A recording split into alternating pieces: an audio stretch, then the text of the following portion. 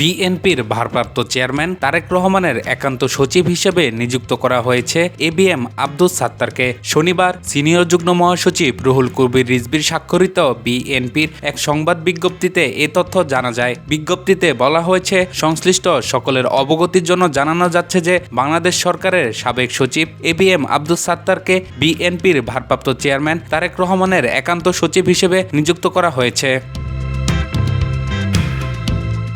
এছাড়া ঢাকা রিপোর্টার্স ইউনিটির সাবেক সাধারণ সম্পাদক এএম সালেহ শিবলিকে তারেক রহমানের প্রেস সচিব হিসেবে নিযুক্ত করা হয়েছে বলে জানানো হয় এই বিজ্ঞপ্তিতে। এবিএম আব্দুস সাত্তার এর আগে সদ্যপ্রয়াত বিএনপি চেয়ারপারসন ও সাবেক প্রধানমন্ত্রী খালেদা জিয়ার একান্ত সচিব হিসেবে দায়িত্ব পালন করেছেন। সর্বশেষ গত বছরের অক্টোবরে বাংলাদেশ স্কাউটের প্রধান জাতীয় কমিশনার হিসেবেও মনোনীত হয়েছিলেন তিনি। এবিএম আব্দুস সাত্তার বর্তমানে রূপালী ব্যাংক পিএলসির বোর্ড অব ডিরেক্টরসের পরিচালক হিসেবে দায়িত্ব পালন করছেন। তিনি অফিসার্স ক্লাবের সাধারণ সম্পাদক হিসেবে দায়িত্বে আছেন। বৈষম্য বিরোধী কর্মচারী ঐক্য ফোরামের কার্যনির্বাহী কমিটির সভাপতি হিসেবে দায়িত্ব পালন করছেন এই সাবেক সচিব। এর আগে দীর্ঘ প্রশাসনিক জীবনে তিনি বিভিন্ন গুরুত্বপূর্ণ মন্ত্রণালয় ও দপ্তরে দায়িত্ব পালন করেছেন।